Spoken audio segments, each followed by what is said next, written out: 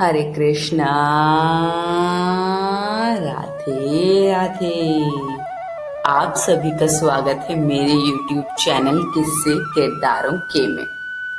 आज मैं लेकर आई हूँ एक ऐसी कहानी जो साबित करती है कि इंसान का असली गुण उसकी बाहरी छवि से नहीं बल्कि उसके साहस और दिल से पहचाना जाता है। एक चंचल, खिलखिलाती, सरसराती सी लड़की अंजू, जिसे लोग हल्के में लेते थे, पर समय आने पर वही बनी अपने परिवार की ढाल। कैसे एक बहू जिसे घर में अपनापन कम ही मिला, एक रात संकट के समय उसी परिवार की सबसे बड़ी शक्ति बनकर खड़ी हो गई। आइए सुनते हैं अंजू की ये प्रेरणादायक और दिल को छू लेने वाली कहानी। सरसराती सी अंजू कभी एक जगह नहीं टिकती है। दादी कहती, बेकार नाम रखा छोरी का, गुड़ तो एकहु ना है। काहे की अंजू, सब मनचले लड़कों वाली हरकतें। साधारण माता पिता, एक बड़ी बहन 5 साल पहले ही ब्याही गई है। दोनों रूपवती, पर बड़ी बहन सीता जहाँ धीर गंभीर है, वहीं अंजू हद की चंचल। कस्बे के इकलौते कॉलेज में बीए के 3य वर्ष में है। पढ़ाई में उतनी अच्छी नहीं, पर नाटकों, स्पोर्ट्स, नाच गाने, उधमबाजी में सबसे आगे। अंजू यहीं पड़ोस में अपनी सहेली की शादी में गई थी। वर पक्ष की ओर से बारात में आए दूल्हे के मित्र विक्रम ने सजी धजी चपल अंजू को देखा तो प्रण कर लिया कि फेरे लेंगे तो इसी के साथ, बिना यहाँ जाने कि उनकी माँ शारदा जी तो जाने कब से अपनी सहेली की पुत्री कविता को अपनी पुत्रवधू मान बैठी थी। शारदा जी को शहर से इंजीनियरिंग की पढ़ाई पूरी करके आए बेटे का मन टटोलना था, इसलिए रुकी हुई थी। वैसे इशारों इशारों में वो अपनी इच्छा कविता और उसकी माँ पर कई बार प्रकट कर चुकी थी। विक्रम ने जब अपने मन की बात माँ को बताई तो उन्होंने काफी नानुकुर की। अभी तेरी नौकरी कहाँ लगी है? उस लड़की की पढ़ाई पूरी होने दे। यूं तो और भी सुंदर लड़कियां हैं, अपनी कविता को ही देख, सर्वगुण संपन्न है।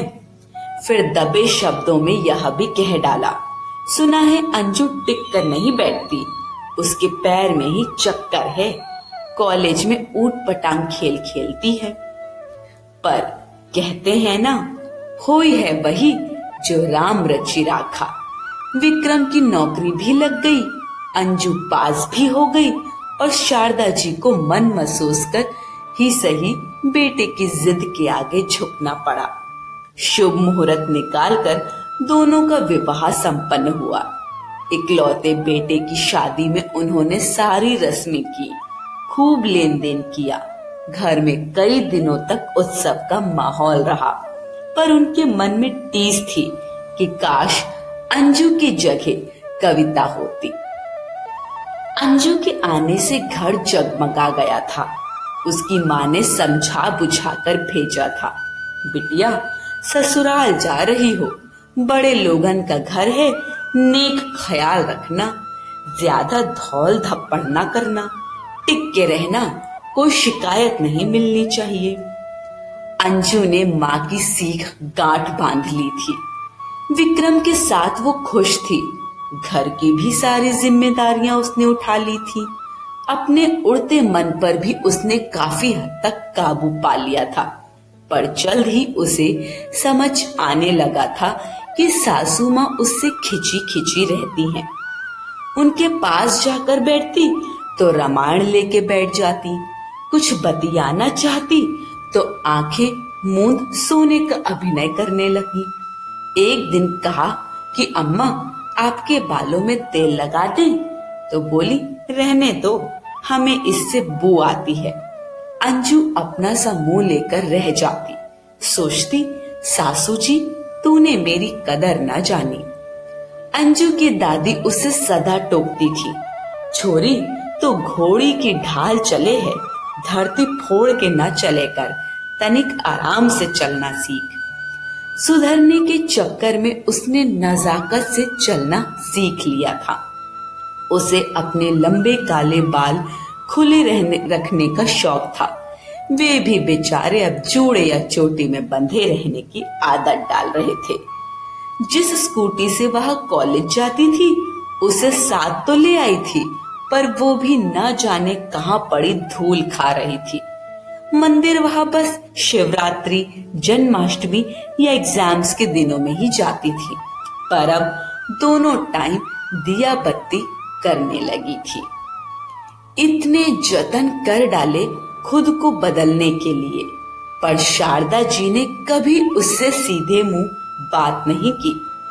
शारदा जी भी उसके प्रयासों से अनजान नहीं थी, पर मन में एक गांठ जैसी बंध गई थी। बेटे ने उनके मन की नहीं की। इस अवज्ञा का दोष उनका मन अंजू को ही देता था। विक्रम को भी माँ और पत्नी के बीच की खाई नजर आती थी, पर उसे भरोसा था कि समय के साथ सब ठीक हो जाएगा। जाने कब जिंदगी में कौन सा मोड़ आ जाए, ये कोई नहीं जानता। शारदा जी ने विक्रम को गांव का पैतृक मकान और जमीन बेचने भेज दिया। घर में दोनों स्त्रियां अकेली थीं।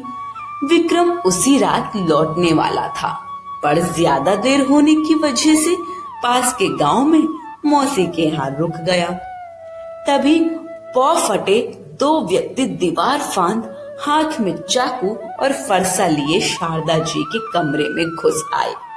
शोर से उनकी नींद खुली तो मुंह पर कपड़ा बांधे हथियार लिए बदमाशों को देख उनकी चीख निकल पड़ी। ओ बुढ़िया, जमीन बेचकर जो पैसा आया है फटाफट निकाल। उनमें से जो विशाल काय था उसने फरसा चमकाते हुए कहा। आंख के इशारे से उसने अपने साथी को साथ वाले कमरे में जा तलाशी लेने को कहा।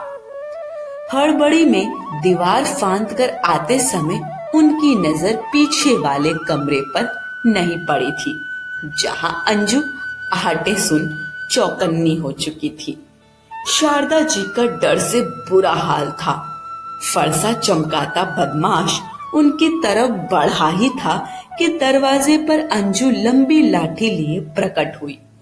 बिन आवाज किए आते हुई उसने साथ वाले कमरे का दरवाजा बाहर से बंद कर दिया था। पैसे अम्मा के नहीं, हमारे पास हैं, अभी देते हैं, कहते हुए उसने लाठी जमीन पर टिका छलांग लगाई और दोनों पैर उसकी छाती पर दे मारे। वो पीछे गिरा और उसका सिर दीवार पर जा लगा। हमला अप्रत्याशित था। वो हैरान रह गया। उसकी हैरानी का फायदा उठा अंजू ने उसका गिरा हुआ फरसा उठा लिया और उस पर तान के खड़ी हो गई। इस बीच शारदा जी ने बाहर निकलकर हल्ला मचा दिया। जल्द ही भीड़ इकट्ठी हो गई। महिषासुर मर्दनी का रूप लिए अंजू उस बदमाश की छाती पर सवार खड़ी थी। दूसरे कमरे में उसका साथी बाहर निकलने के लिए फड़फड़ा रहा था। भीड़ ने दोनों बदमाशों की जी भर के पिटाई की। पुलिस के आने पर ही वे रुके। बदमाशों ने पुलिस को बताया कि जिसने जमीन खरीदी थी उसी ने उन्हें विक्रम के घर लूट करने भेजा था। वह रात में कहीं रुक जाएगा उन्हें मालूम नहीं था। बची खुची कसर अंजू की बहादुरी ने पूरी कर दी थी। हाई जंप की चैंपियन अंजू का कारनामा सब जगह तेजी से फैल रहा था। आज दादी भी सबको देखा मारी छोरी को ढेठ कहकर उसकी बहादुरी का किस्सा सुना रही थी। बापू का सीना गर्व से चौड़ा था और माँ ईश्वर को धन्यवाद दे रही थी कि उसकी बेटी व उसका परिवार सकुशल है। विक्रम ने घर आने पर देखा माँ अंजू की नजर उतार रही थी। उनकी आंखों में ममता का सागर था और मन में अपनी बहू के लिए गर्व। उच्छृंखल अंजू सबसे अपनी तारीफ सुन जिंदगी में पहली बार शर्मा रही थी। उसका मन शांत और आनंदित था क्योंकि उसने आज अपनी रूठी हुई मां को सदा के लिए मना लिया था। शिक्षा। जरूरी नहीं कि बाहरी चंचलता बुरी हो, विपरीत परिस्थितियों में यही साहस और पराक्रम में बदल जाती है। हमें किसी व्यक्ति को उसके गुणों के आधार पर आंकना चाहिए, ना कि सुनी सुनाई बातों या पूर्व ग्रहों के आधार पर। तो मित्रों, आपने देखा, जिस अंजू को लोग सिर्फ शरारती समझते थे, वही कठिन समय में शेरनी बनकर खड़ी हो गई। उसके साहस ने न सिर्फ घर को बचाया बल्कि एक रूठे हुए दिल को भी जीत लिया। रिश्ते सिर्फ व्यवहार से नहीं बल्कि दिल से निभाए जाते हैं। सच्चा प्रेम, सम्मान और अपनापन देर से ही सही पर अपना रास्ता ढूंढ ही लेता है। यदि आपको यह कहानी पसंद आई हो तो लाइक, कमेंट और शेयर करें। ऐसी ही प्रेरणादायक कहानियों के लिए चैनल को सब्सक्राइब करना ना भूलें। फिर मिलेंगे एक नई कहानी के साथ। नमस्कार। सभी को हरे कृष्ण, राधे राधे।